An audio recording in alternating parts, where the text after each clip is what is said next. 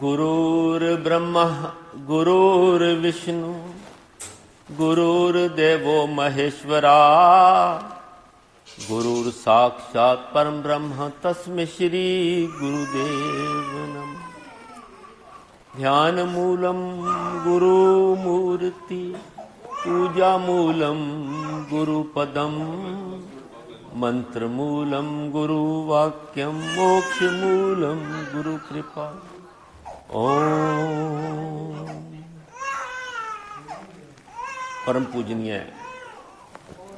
बापू ओम जी के दरबार में हाजिरियां भर रही बापू जी की लाडली और प्यारी साध संगत, बड़े सौभाग्यशाली हैं हम कि हम ओम जी की शरण में बैठे हैं। ये बड़े अच्छे कर्म हैं हमारे। कहते हैं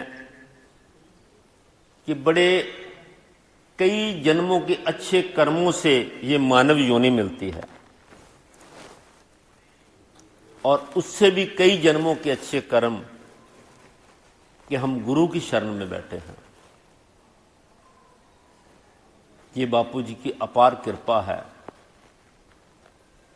कि हम उनके सानिध्य में बैठे हैं और उनका आशीर्वाद प्राप्त कर रहे हैं। आओ सर्वप्रथम हम मूल मंत्र का जाप करते हैं। मूल मंत्र एक सिद्धिदायक मंत्र है जो कि गुरु नानक देव जी महाराज अकाल पुरख से संगतों के उद्धार के लिए लेके आए। इसका ज्यादा से ज्यादा जाप करना चाहिए। कोई भी अच्छा कर्म करने से पहले, शुभ कर्म करने से पहले, सुबह उठते ही, रात को सोते समय, जब भी समय मिले मूल मंत्र का ज्यादा से ज्यादा लाभ करना चाहिए। लाभदायक होता है। आओ सर्वप्रथम मूल मंत्र का जाप करते हैं। एक ओंकार, एक ओंकार, सतनाम, सतनाम, कर्ता पुरख, कर्ता पुरख, निर्भव, निर्भव, निर्वैर, निर्वैर, अकाल मूरत, अकाल मूरत, अजूनी से भंग, अजूनी से भंग, गुर प्रसाद, जप, जप, आद सच, आद सच, जुगाद सच, है भी सच, है भी सच, नानक होसी भी सच, नानक होसी भी सच। बोल गुरु नानक देव महाराज आपकी सदा ही जय। किरत कर्म के बिछड़े कर कृपा मेलो राम, चार कुंट दे दिस भर में थक आए प्रभ की शाम। हे राम, जीव आत्मा पुकार कर रही है, हे प्रभु, हे राम, हम अपने कर्मों कर के तुमसे बिछड़ गए। बिछड़ गए तो दूर हो गए, दूर हो गए तो अच्छे कर्म नहीं हुए, अच्छे कर्म नहीं हुए और नाना प्रकार की योनियों को भुगतने लगे। हार गए, थक गए, चारे दिशाओं को घूम के आ गए। कहीं कोई ठोर नहीं मिली, कहीं कोई ठिकाना नहीं मिला। अब थक गए हैं, हार गए हैं। कृपया करो, हमें अपनी शरण में ले लो। हम पर एक कृपा करके हमारा उद्धार कर दो, हमें अपनी शरण में ले लो। धेनु दुदे ते बाहरी किते न आवे काम। जैसे एक गाय दूध देना बंद कर देती है तो उसे घर से निकाल देते हैं। वो भटकती रहती है, उसका कोई ठिकाना नहीं रहता। यही हाल हमारा है कि हम नाम के बिना, उस प्रभु के नाम के बिना, उस प्रभु की युक्ति के बिना, हमारा हाल इस बिना दूध देने वाली गाय के समान है कि हमारा जीवन भी बेकार हो जाता है। ना हम इधर के रहते हैं, ना हम उधर के रहते हैं, भटकते ही रहते हैं। जल बिन साख कुमलावती, उपजे नाही दाम। महापुरुष खेती की उदाहरण देते हैं। जैसे कि जल के बिना खेती कुमला जाती है। अगर जल मिलेगा तो खेती उपजेगी, फसल बढ़ेगी। अगर जल नहीं मिला तो खेती सूख जाती है। इसी तरह ही हमारा जीवन है। बिना नाम के, बिना उस प्रभु की कृपा के हमारा जीवन भी एक सूखी खेती के समान है, जो हरी भरी नहीं हो सकती। हरी भरी तब ही होगी जब हम उस गुरु के, प्रभु के नाम का सिमरन करेंगे, उस नाम की युक्ति को अपने मन में बसाएंगे। हर ना मिलिए साजने, कत पाइए विश्राम।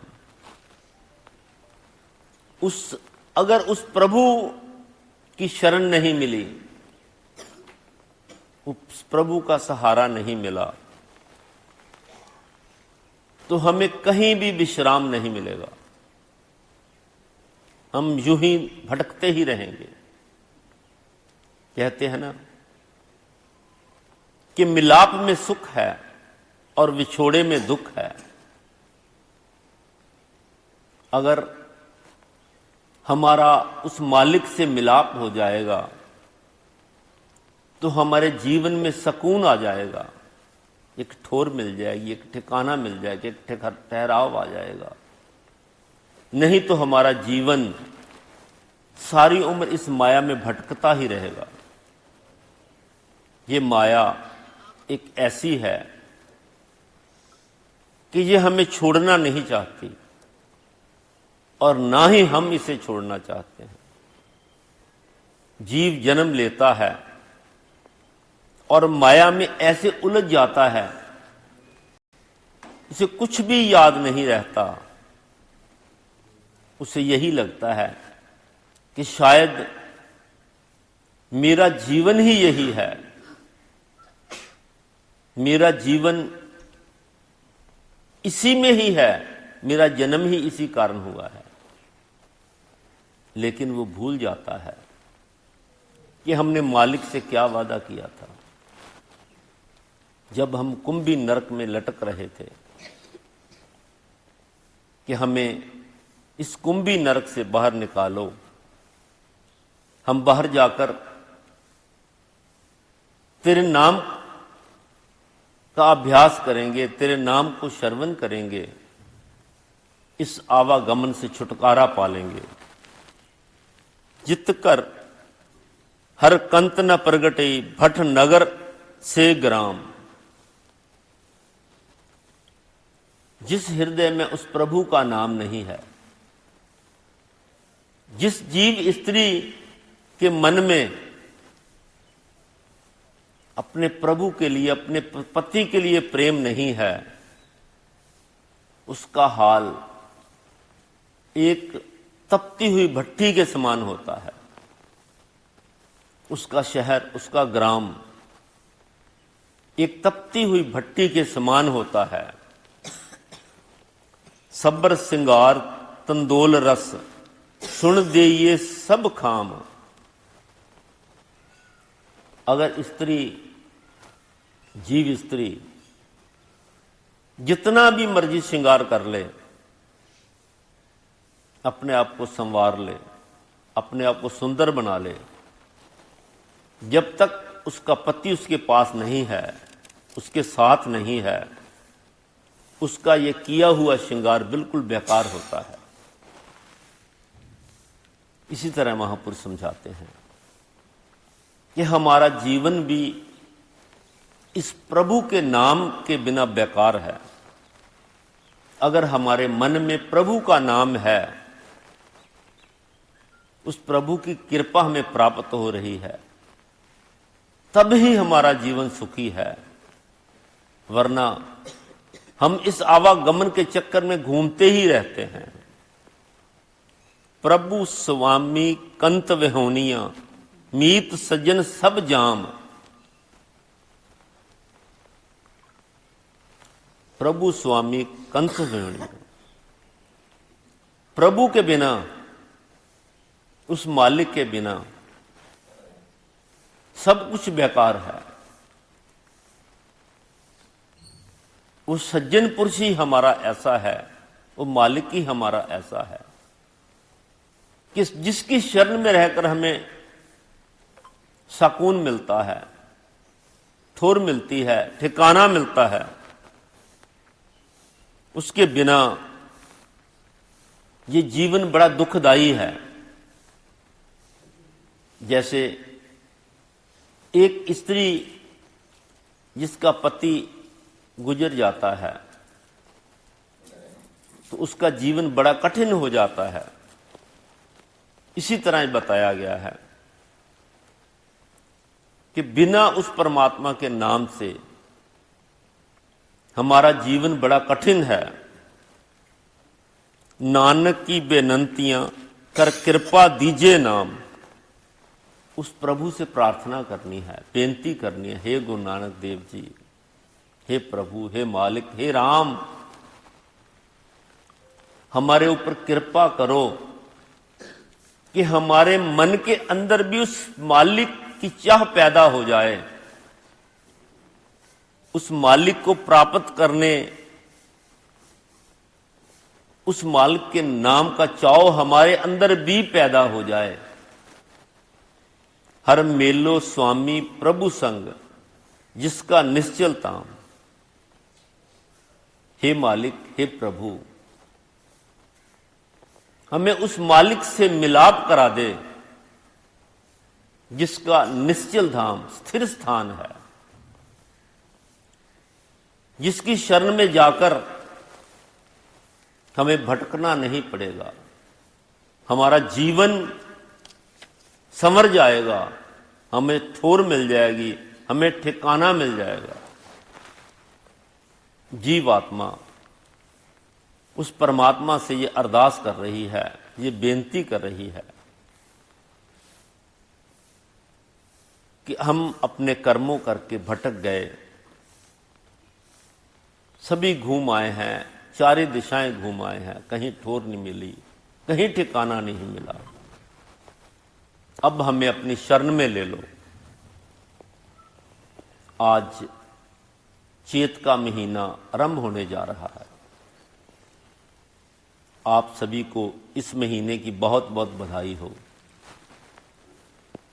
ओम जी की अपार कृपा सभी पर बनी रहे, ओम जी का आशीर्वाद सभी को प्राप्त होता रहे, हर घर में खुशी रहे, मंगलमय वातावरण रहे। अब सर्दी ऑलमोस्ट खत्म हो गई है, मौसम बड़ा सुहावना हो गया है, नाम जपने का मौसम है। ये वर्ष का पहला महीना है। महापुरुष समझाते हैं, चेत गोविंद आराधिये होवे आनंद घना।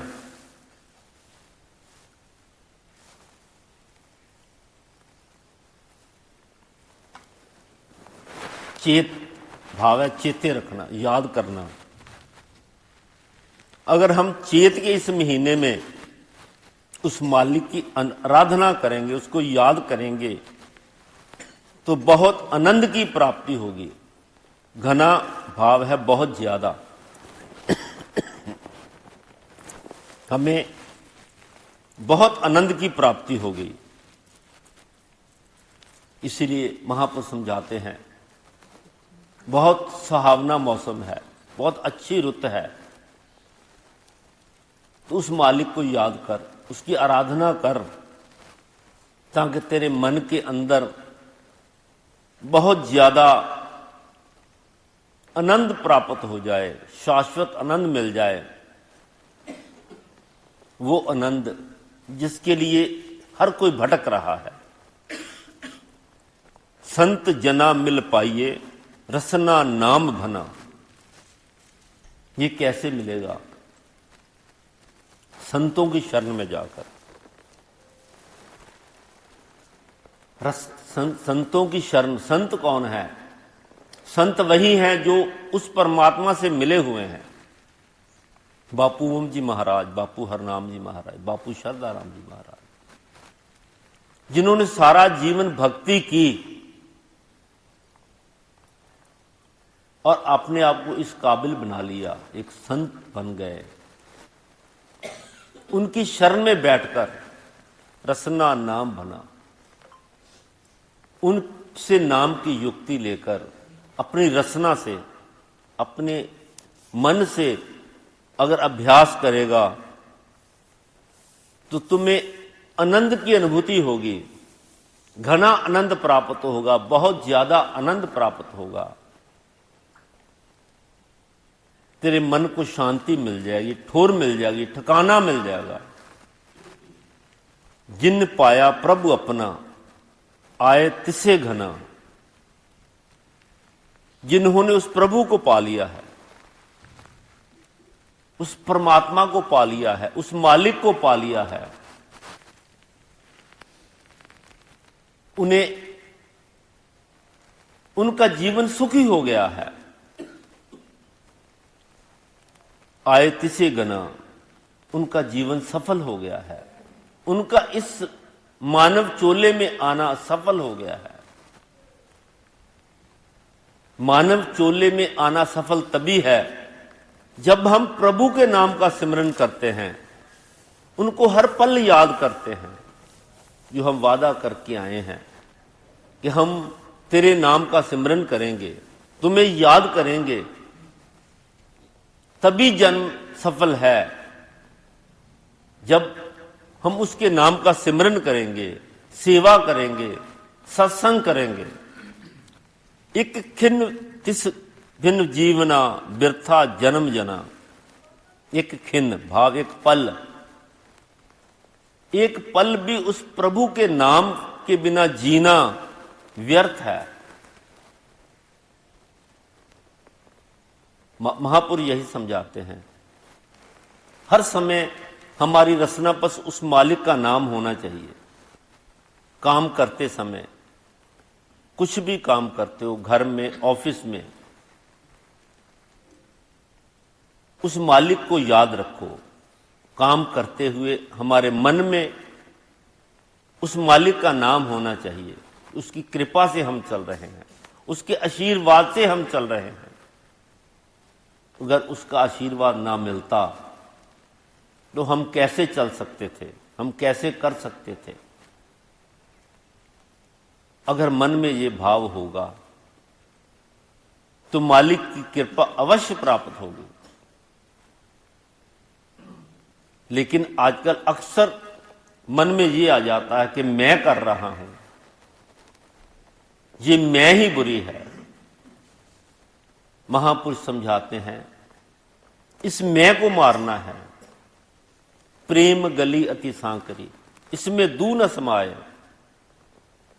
जब मैं थी तू नाही, जब तू है मैं नाही। ये प्रेम का रास्ता है, बहुत तंग है। इसमें दो चीजें नहीं समा सकती, प्रभु का नाम और मैं। जब तक मैं है, प्रभु का नाम आ नहीं सकता। जब मैं समाप्त हो जाएगी तो प्रभु के नाम का वास हो जाएगा। जल थल मलियल पूर्या रविया विच बना। वो मालिक हर जगह विराजमान है। हवा में, पानी में, जल में, थल में, कण कण में विराजमान है। जब प्रभु राम को वनवास हुआ तो वो सबसे पहले महर्षि वाल्मीकि जी की कुटिया में गए और जाकर दंडवत प्रणाम किया और याचना की, महर्षि मुझे मेरे पिता ने कुछ समय के लिए वनवास में रहने की ड्यूटी लगाई है, आज्ञा दी है। मुझे रहने के लिए ऐसा उपयुक्त स्थान बताएं यहां पर मैं रह सकूं। तो महर्षि वाल्मीकि कहते हैं, प्रभु आप कहां नहीं हैं, अब तो कण कण में हैं, पत्ते पत्ते में हैं, हर जगह विराजमान है। आपके लिए तो हर स्थान ही उचित है। यही बताया गया है कि मालिक कण कण में है, हर जगह विराजमान है, उसे ढूंढने की जरूरत नहीं है। वो हमारे आसपास है, सिर्फ याद करने की जरूरत है, उनका चिंतन करने की जरूरत है। अगर उसका चिंतन करेंगे, उसको सच्चे मन से, सच्चे भाव से याद करेंगे, तो वो हमेशा हमारे पास हैं, हर पल हमारे पास हैं। बापू श्रद्धाराम जी, बापू हरनाम जी, बापू ओम जी महाराज कहीं गए नहीं हैं, सिर्फ भाव से याद करने की। अगर सच्चे भाव से, सच्चे मन से याद करेंगे तो वो हमारी हर मनोकामना को पूर्ण करते हैं। लेकिन हमारा भाव ही सच्चा नहीं होता। हमारी कामनाएं तो बहुत होती हैं, लेकिन भाव सच्चा नहीं होता। अगर भाव सच्चा हो तो हर चीज संभव है, कुछ भी नामुमकिन नहीं है। सो प्रभ चित न आवे, कितना दुख गना। अगर उस प्रभु को याद ना किया, उस मालिक की आराधना न की, तो तू दुखी हो जाएगा। वो इस आवागमन के चक्कर में घूमता ही रहेगा। तुम्हें बीमारियां घेरा डाल लेंगी, जिससे बचना बड़ा मुश्किल हो जाएगा। अगर तू उस मालिक के नाम की आराधना करेगा तो तेरा जीवन सफल हो जाएगा। कहते हैं ना कि पहले बनता है भाग्य, फिर बनता है शरीर, फिर बनते हैं कर्म। कर्म हमारे बस में है, लेकिन उसका फल हमारे बस में नहीं है। अगर हम अच्छे कर्म करें तो अपने भाग्य को भी बदल सकते हैं। भाव है कि भाग्य को बदलना हमारे हाथ में है। अगर अच्छे कर्म करेंगे तो सब कुछ हो सकता है, हर चीज मुमकिन है। जिन राव्या सो प्रभ तिन भाग मना, तिना भाग मना। जिन्होंने उस प्रभु के नाम का सिमरन किया, उस मालिक को याद किया, उस मालिक की आराधना की, उसके बड़े अच्छे कर्म हैं, उसके बड़े अच्छे भाग हैं। जो मालिक को याद करता है, जो मालिक की आराधना करता है, उसका लोक परलोक संवर जाता है, उसका जीवन सफल हो जाता है, उसका इस मानव योनि में आया हुआ सफल हो जाता है। हर दर्शन को मन लोचदा, नानक प्यास मना। हे प्रभु, हे मालिक, मेरे मन में भी तुझे पाने की चाह पैदा हो गई है। मेरा मन भी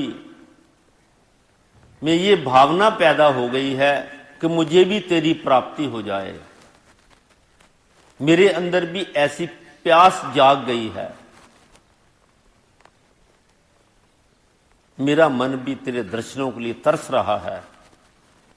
चेत मिलाए सो प्रभु तिनके पाए लगा। हे मालिक, चेत के इस महीने में जो मुझे उस मालिक से मिला दे, मैं उसके पांव में, उसकी शरण में जाने को तैयार हूं। भाव है कि वो मालिक, वो परमात्मा, उसको पाने के लिए संतों की जरूरत है, महापुरुषों की जरूरत है, उनकी शरण में जाने की जरूरत है। अगर हम संतों की शरण में जाएंगे, मालिक की शरण में जाएंगे, तो तभी वो प्राप्त हो सकते हैं। इसीलिए बताया गया है, चेत मिलाए सो प्रभु तिसके पाए लगा।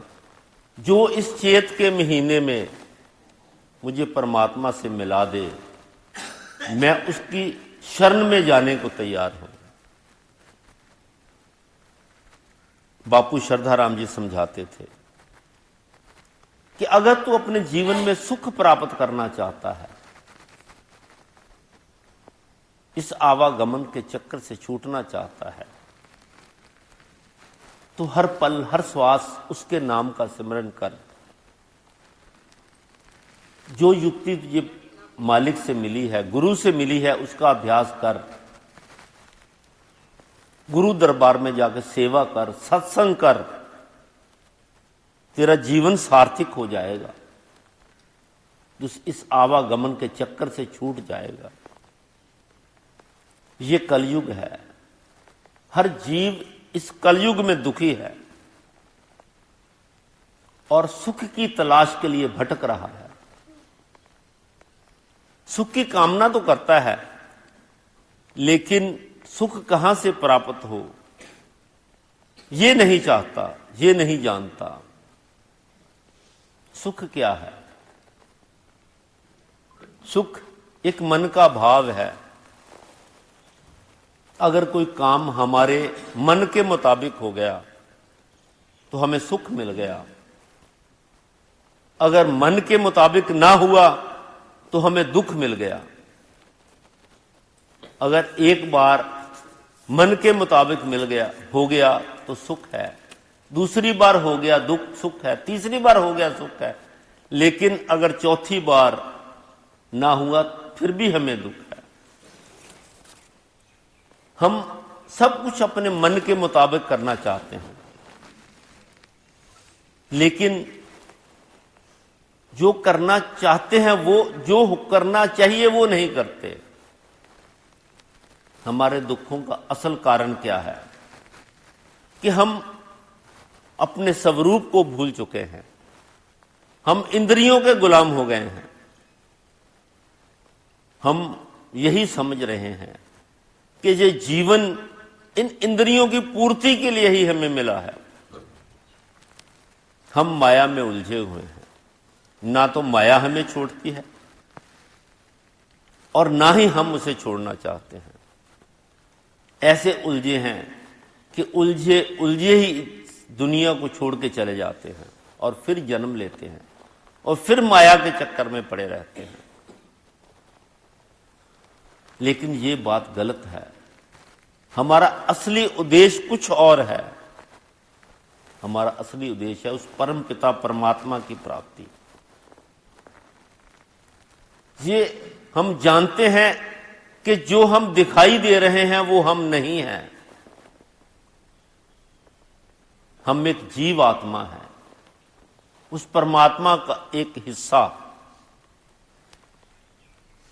आत्मा उस परमात्मा का हिस्सा। हमें ये शरीर एक रहने के लिए घर मिला है, कुछ समय के लिए। हमें इसके में रहकर उस मालिक के नाम का सिमरन करना है। हमारा उद्देश्य यही है, उस प्रभु से मिलन करना है। लेकिन हम विषयों के चक्कर में ऐसे उलझ जाते हैं कि उलझे उलझे इस 84 के चक्कर में पड़े ही रहते हैं। ये संतों का दरबार है। संत की व्याख्या करते हुए गुरबानी में लिखा है, जो हर पल हर श्वास उस प्रभु के नाम का सिमरन करे, एक भी श्वास खाली ना जाने दे, उठते बैठते, खाते पीते, सोते जागते उस प्रभु के नाम का सिमरन करे, वही संत है। जिसका एक श्वास भी प्रभु के नाम के बिना खाली ना जाए। ऐसे ही थे हमारे बापू श्रद्धाराम जी। हर समय उस मालिक को याद करना, उस मालिक की आराधना करनी, सिमरन करना, सेवा करनी, सत्संग करना, हर समय गुरबानी का जाप करना। जाप करते करते ऐसा समय आ गया कि गुरबानी में ही हो गए। मुंह से जो भी उच्चार देना सिद्ध हो जाना, मुंह से जो भी फरमा देना सिद्ध हो जाना। ये कैसे होता है? जब हम प्रभु के नाम का सिमरन करते हैं, मालिक के नाम का सिमरन करते हैं, हर वक्त प्रभु को याद करते हैं, तो प्रभु हमारी रचना पर बैठ जाते हैं। हम जो उच्चार देते हैं वही सत्य हो जाता है।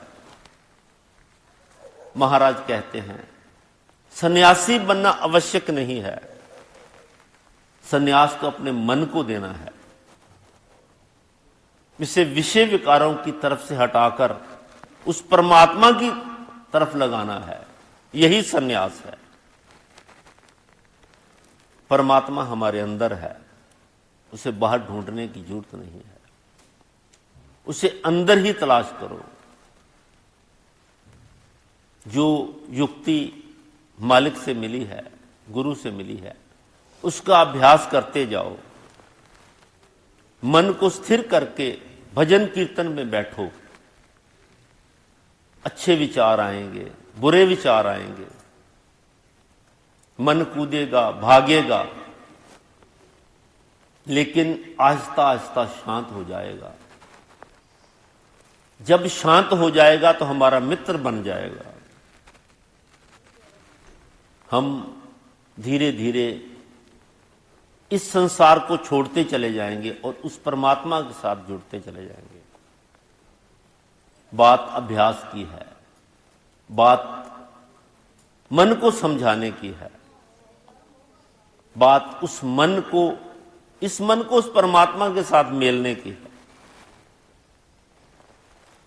बापू श्रद्धाराम जी यह कहते थे कि जैसे हम छत में परनाला रखते हैं, कि अगर परनाला ना रखें तो छत पर पानी खड़ा हो जाता है। खड़ा होता होता कुछ दिन बाद बदबू मारने लगता है, स्मेल आती है। इसी तरह हमें अपनी इनकम में, अपनी कमाई में भी एक परनाला रखना है। कुछ ना कुछ दान करते रहना है।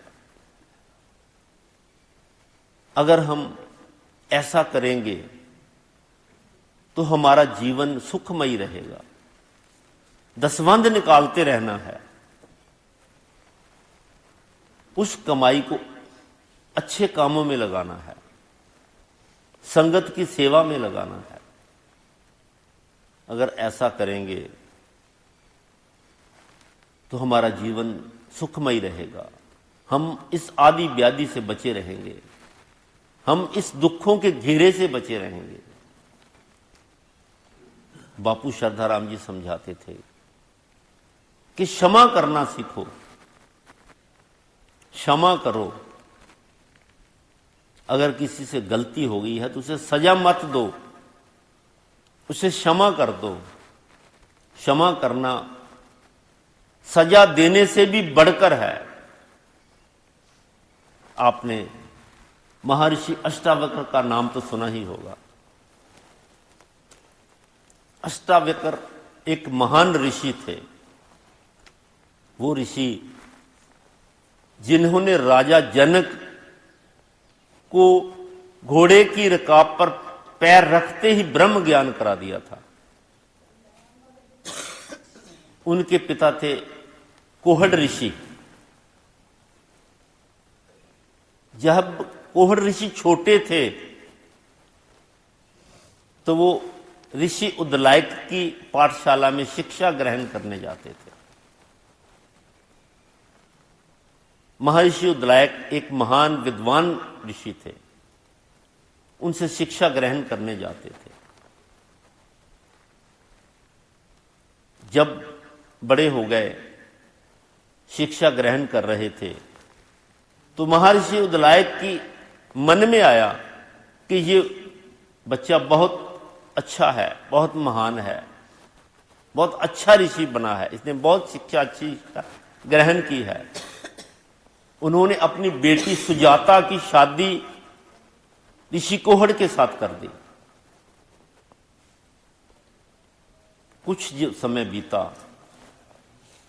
सुजाता गर्भवती हो गई। सुजाता के मन में ये आया कि मेरा बेटा भी एक महान ऋषि होना चाहिए। लगी अपने पति के साथ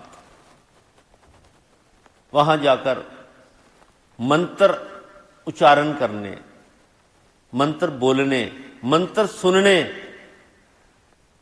हर तरह की शिक्षा को ग्रहण करना, ताकि जो उसके गर्भ में बच्चा पल रहा है उसे शुरू से ही ज्ञान हो जाए। समय बीतता चला गया। एक दिन महर्षि कोहड़ ने एक मंत्र उच्चारण किया तो सुजाता के गर्भ में से आवाज आई, पिताश्री, जो आप उच्चारण कर रहे हैं वो गलत है। इसका उच्चारण ऐसे नहीं ऐसे है। तो ऋषि कोहड़ को गुस्सा आ गया।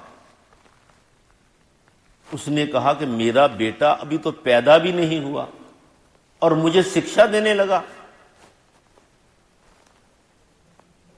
उसने हाथ में जल लिया, चुल्टी जल की भरी और श्राप दे दिया, जा, तूने मेरा व्यंग किया है, मेरे से मेरा मजाक उड़ाया है, या तू अपंग हो जा, तेरा शरीर टेढ़ा मेढ़ा हो जाए। सुजाता ने इस बात का गहराई से नहीं लिया। समय बीतता चला गया। एक दिन सुजाता ने ऋषि कोहड़ से कहा कि राजा जनक एक यज्ञ रचा रहे हैं, आप वहां पर जाइए और कोशिश करिए कि आपको भी वहां को काम मिल जाए, उस यज्ञ में आपकी कोई ड्यूटी लग जाए, इसी से हमें कुछ पैसे मिल जाएंगे और हमारा जीवन सफल हो जाएगा। घर में गरीबी बहुत है। कोहड़ ऋषि ने अपनी पत्नी की बात मानी और राजा जनक के आश्रम में चले गए, राजा जनक की राज में चले गए। जाकर राजा जनक से याचना की तो राजा जनक ने कहा कि मेरा यज्ञ तो बंदी ऋषि कर रहे हैं, आप उनसे पूछ लें। ऋषि कोहड़ ने बंदी ऋषि से पूछा, ऋषिवर, मुझे भी कोई काम दे दीजिए। तो बंदी ऋषि ने कहा कि तुम्हें मेरे साथ शास्त्रार्थ करना होगा। शास्त्रार्थ है ज्ञान का कंपटीशन। मेरे प्रश्नों का उत्तर देना होगा। अगर तुमने मुझे हरा दिया तो यज्ञ तुम करोगे, जो भी हार जाएगा, मैं हार जाऊं या तुम हार जाओ, उसे जल समाधि लेनी पड़ेगी। ऋषि कोहड़ मान गए। शास्त्रार हुआ। शास्त्रार करते समय ऋषि कोहड़ जल्दी प्रस्थ हो गए, जल्दी हार गए और उन्हें जल समाधि लेनी पड़ गई। समय बीतता चला गया। सुजाता ने बच्चे को जन्म दिया। जिस बच्चे को जन्म दिया वो टेढ़ा मेढ़ा था, उसे शरीर में 8 बल पड़ते थे, इसीलिए उसका नाम अष्टावक्र रख दिया गया। जब थोड़ा बड़ा हुआ तो सुजाता ने उसे अपने नाना की पाठशाला में पढ़ने के लिए भेज दिया, शिक्षा ग्रहण करने के लिए भेज दिया। ऋषि अष्टावक्र बचपन से ही बहुत ज्ञानी थे, जन्म से ही बहुत ज्ञानी थे। जल्दी ही उन्होंने अपनी शिक्षा प्राप्त कर ली। जब 12 वर्ष की आयु हुई तो पूर्ण ऋषि बन गए। तो उन्होंने अपनी माता से एक दिन पूछा अपने पिता के बारे में, मेरा पिता कौन था।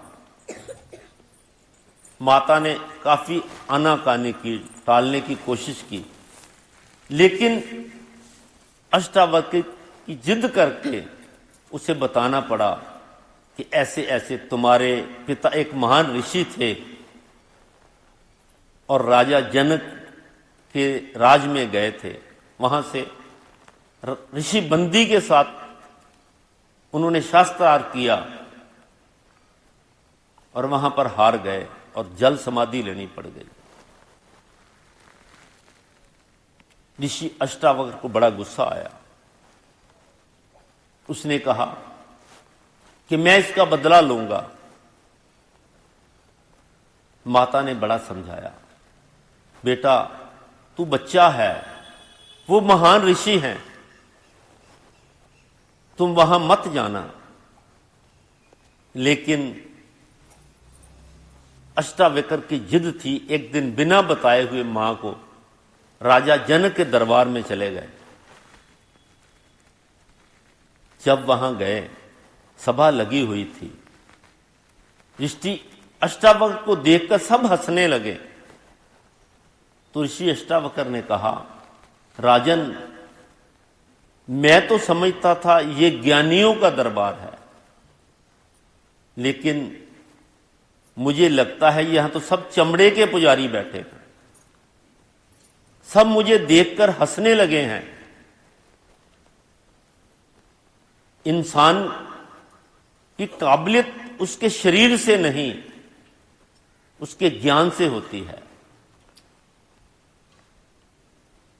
उसने जाकर राजा जनक से कहा कि मैं ऋषि बंदी के साथ शास्त्रार करना चाहता हूं। तो राजा जनक ने कहा कि तुम एक बालिक हो, नादान हो, वो महान ऋषि हैं, तुम उनका मुकाबला नहीं कर सकते। तुम उनके साथ शास्त्रार्थ में सफल नहीं हो सकते। तुम्हें मालूम है कि अगर तुम हार गए तो तुम्हें जल समाधि लेनी पड़ेगी। तो अष्टावक्र ने कहा, हां मैं जानता हूं। जिद करने पर आखिर ऋषि बंदी ने अनुमति दे दी। शास्त्रार्थ हुआ। काफी देर तक चलता रहा, बहुत लंबा चला और अंत में ऋषि बंदी हार गए। अष्टावक्र जीत गया। ऋषि बंदी ने कहा कि तुम एक महान ऋषि हो। मेरे आगे बड़े बड़े ऋषि मुनि आए, लेकिन प्रस्त हो गए, हार गए। तुमने मुझे हरा दिया। मैं जल समाधि नहीं, मैं तुझे माफ करता हूं।